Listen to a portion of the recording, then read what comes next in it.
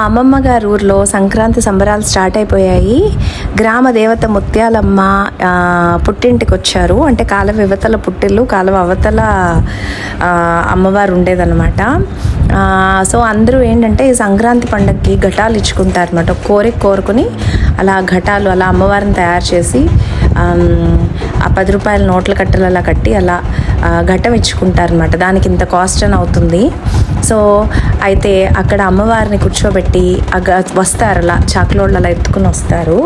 అప్పుడు అమ్మవారిని కూర్చోబెట్టి పసుపు కుంకుమ సాంబ్రాణి కొబ్బరికాయ అన్ని కొట్టి చక్కగా అమ్మవారికి దండం పెట్టుకుని సాగనంపుతారనమాట ఘటాన్ని అమ్మవారి గుడిసెకి. సో అమ్మవారికి ఒక ఇల్లు వేస్తారు కాలువ యువతల, అక్కడ ఇంటి దగ్గర అనమాట ఇదంతా.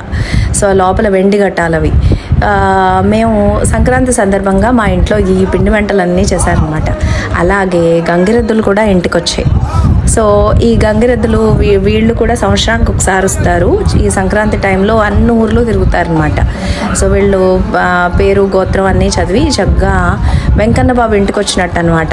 ఇవి ఇంటికి వస్తాయి ఈ గంగిరెద్దులు. వాటికి అరటిపళ్ళు తినిపించి అలా దండం పెట్టుకుని వాళ్ళకి దక్షిణ వేసి పంపిస్తాం అనమాట. సో బియ్యం ఏమంటే అవి ఇవ్వచ్చు వాళ్ళకి, ఏమన్నా చీరలు ఏమన్నా తీసుకుంటారు.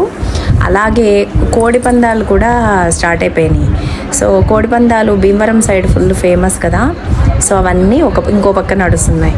అలాగే ఫ్యామిలీ గెట్ టుగెదర్స్ ఇవన్నీ అనమాట.